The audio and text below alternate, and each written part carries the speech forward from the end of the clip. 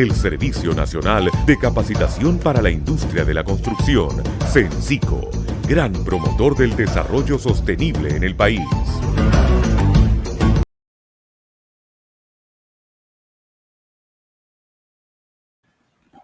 En este video hablaremos sobre el concreto armado, norma técnica específica E060, capítulo 7, detalles del refuerzo. 7.1 Ganchos estándar. Según la norma, existen varios significados o conceptos para el gancho estándar. 7.1.1 Un doblez de 180 grados más una extensión de 4 diámetro de la barra, pero no menor de 65 milímetros hasta el extremo libre de la barra. 7.1.2 Un doblez de 90 grados más una extensión de 12 diámetro de barra hasta el extremo libre de la barra. 7.1.3 Para ganchos de estribos y ganchos de grapas suplementarias. 7.1.4 Los ganchos de los estribos y grapas suplementarias para elementos con responsabilidad sísmica que se definen en 21.1. 7.2 Diámetros mínimos de doblado. En diámetros de barras tenemos 1/4 pulgada a 1 pulgada, un 1/8 a un 3/8 de pulgadas, un 11avo 16ava de pulgada a 2 1/4 de pulgadas.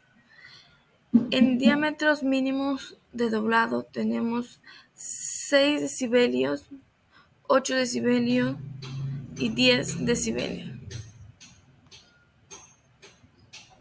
7.3 Doblado. 7.3.1 Debe ser doblado en frío a menos que lo señale el ingeniero que emplee otra forma.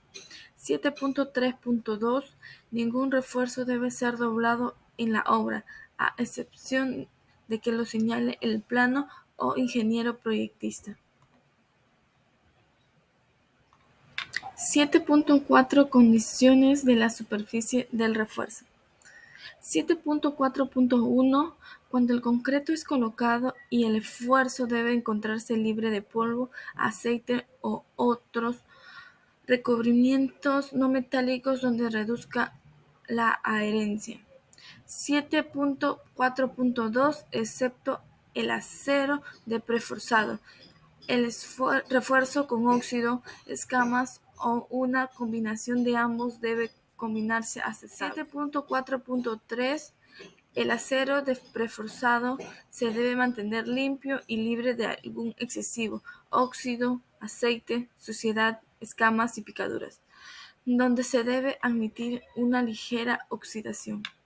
7.5 Colocación del refuerzo. Debemos tener en cuenta que el refuerzo, los tendones y ductos de preforzado se deben colocar con precisión y bien asegurados, previamente al colocar el concreto, y así evitaremos su desplazamiento. Como segundo punto, según la norma, nos da la excepción de que sus tolerancias pueden variar dependiendo del ingeniero proyectista. Las tolerancias en el caso del peralte efectivo depende mucho del diámetro si este es menor de 200 milímetros, cosa que así debe ser de más o menos 10 milímetros. Pero en este caso, si es mayor de 200 milímetros, esta debe ser más o menos 13 milímetros. Finalmente, el recubrimiento, si es menor de 200 milímetros, será menos 10 milímetros, y si este es mayor de 200 milímetros, será de menos 13. 7.6 Límite de esparcimiento del refuerzo.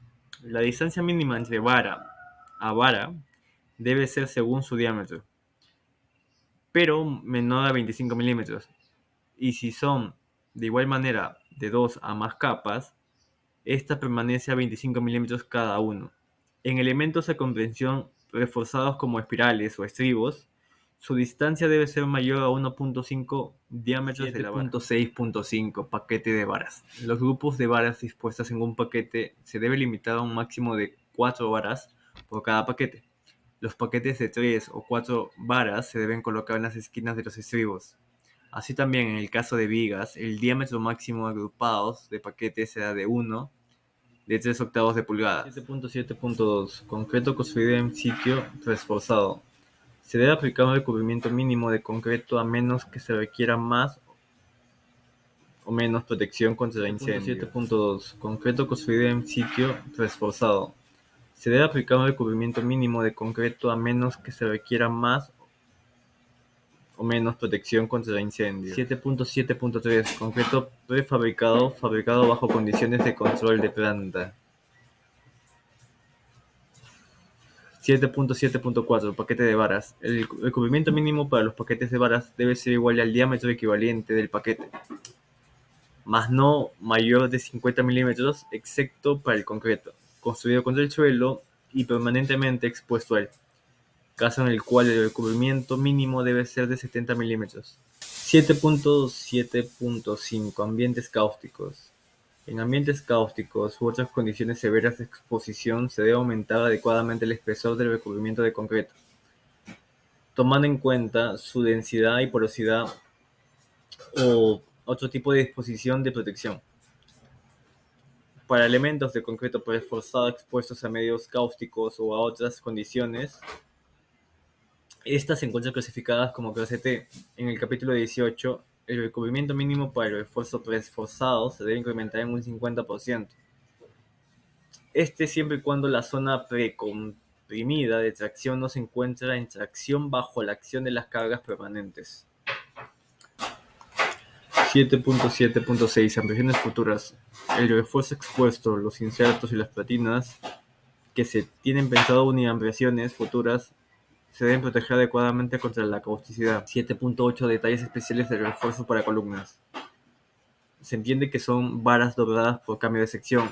Las varas longitudinales dobladas debido a un cambio de sección deben cumplir con lo siguiente: que la pendiente de la parte inclinada de una vara no se debe exceder de 1 a 6 centímetros con respecto al eje de la columna. Las partes de la vara que está por encima y por debajo de la zona del doblez deben ser paralelas al eje de la columna. Se debe dar un soporte horizontal adecuado a la vara doblada por medio de estribos transversales, espirales o porciones del sistema de entrepiso. El soporte horizontal debe diseñarse para resistir 1.5 veces el componente horizontal de la fuerza calculada en la porción inclinada de la vara.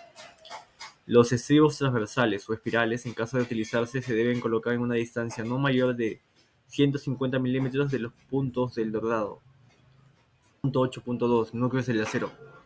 La transmisión de cargas en el núcleo de acero estructural de elementos compuestos sometidos a compresión se debe proporcionar de acuerdo con lo siguiente: que los extremos del núcleo deben terminar con precisión para poner en contacto los apoyos en los extremos, y se deben tomar medidas adecuadas para alinear un núcleo con respecto al otro en contacto concéntrico. También la capacidad de transferencia de carga de apoyo en contacto con los empalmes de los extremos se deben considerar como máximo igual a un 50% del esfuerzo total de compresión en el núcleo de acero. La transmisión de esfuerzo entre la base de la columna y la zapata se debe diseñar de acuerdo con las especificaciones de 15 a 8. 7.5 Colocación del 7.5 Colocación del refuerzo. Debemos tener en cuenta que el refuerzo, los tendones y ductos de preforzado se deben colocar con precisión y bien asegurados previamente al colocar el concreto, y así evitaremos su desplazamiento. Como segundo punto, según la norma, nos da la excepción de que sus tolerancias pueden variar dependiendo del ingeniero proyectista. La tolerancia en el caso del peralte efectivo depende mucho del diámetro si este es menor de 200 milímetros, cosa que así debe ser de más o menos 10 milímetros. Pero en este caso, si es mayor de 200 milímetros, esta debe ser más o menos 13 milímetros. Finalmente, el recubrimiento, si es menor de 200 milímetros, será menos 10 milímetros, y si este es mayor de 200 milímetros, será de menos 13 milímetros. 7.9 Conexiones. En las conexiones de las columnas, las vigas de los pórticos se deben disponer de confinamiento para los empalmes del refuerzo que continúa y para el anclaje del refuerzo que termina con 3 conexiones. Así también el confinamiento de las conexiones se debe consistir en estribos sellados o espirales. Gracias por el pase, Adrián. Como todos ya deben saber, hemos estado hablando sobre las normas técnicas de edificaciones E060. más específicamente el capítulo 7. Yo voy a decir el 7.10 hasta el 7.13, que es el final del capítulo 7. 7.10 es el refuerzo transversal para elementos a compresión.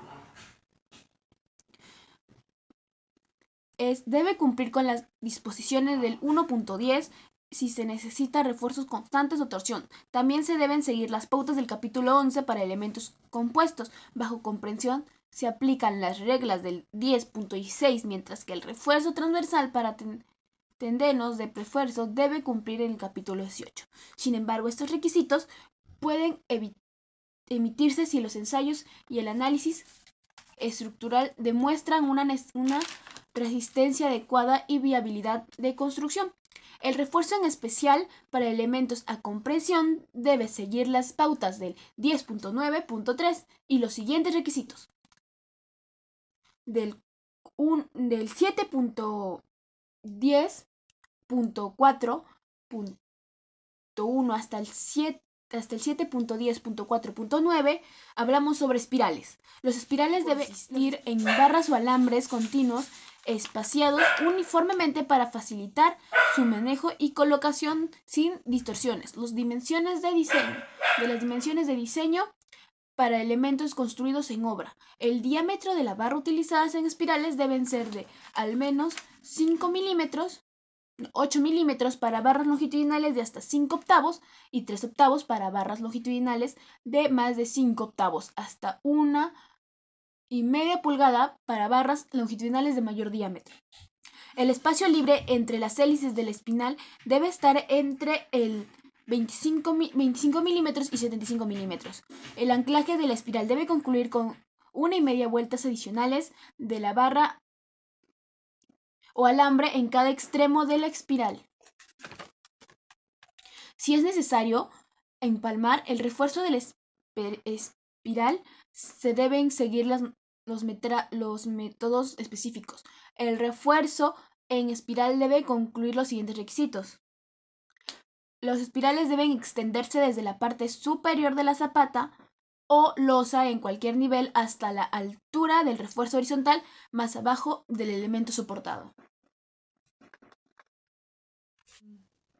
10.5. Los estribos para cemento o compresión deben cumplir lo siguiente. Confirmar todas las barras no preforzadas con estribos al menos 8 milímetros para barras longitudinales de más de 5 octavos hasta 1,5 pulgada para barras longitudinales de mayor diámetro, así como para paquetes de barra. También se permite el uso de alambres corrugados o refuerzos electrosoldados de alambre con una área equivalente. El espacio vertical entre los estribos no vuelve a exceder entre 16 veces el diámetro de las barras longitudinales dimensionales de 48 veces el diámetro de la barra o alambre de estribos, ni la menor dimensión transversal de elementos de comprensión. Los estribos deben colocarse de manera que cada barra longitudinal de esquina y cada barra alterna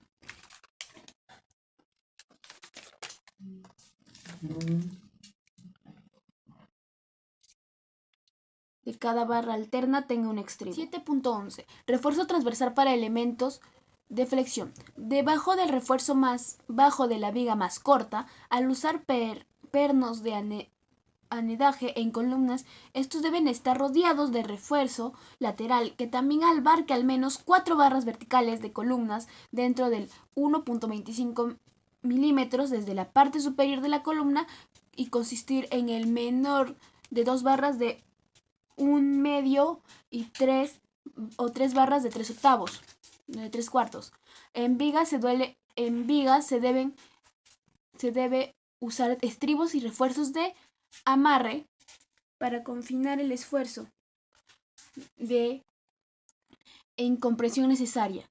El elemento del pórtico con torsión o flexión reversible en los apoyos se deben ampliar a los estribos cerrados. Los estribos cerrados pueden ser una sola pieza con ganchos extremos o formados. 7.12. Refuerzo de retracción y temperatura. Este refuerzo deberá disponer de acuerdo lo indicado en el 9.7.